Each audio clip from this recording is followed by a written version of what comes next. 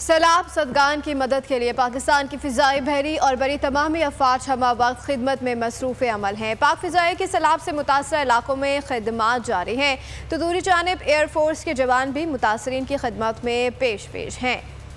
पाक फ़ौज के सैलाब मुतासरीन के लिए खिदमत पाकिस्तानी कौम रखेगी सदा याद।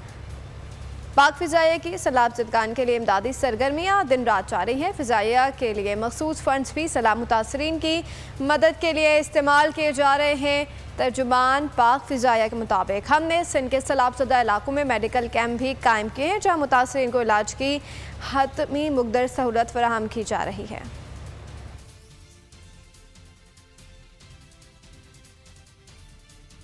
मैं हूँ जैस्मीन मंजूर और आप मुझे देखेंगे सिर्फ बोल पर।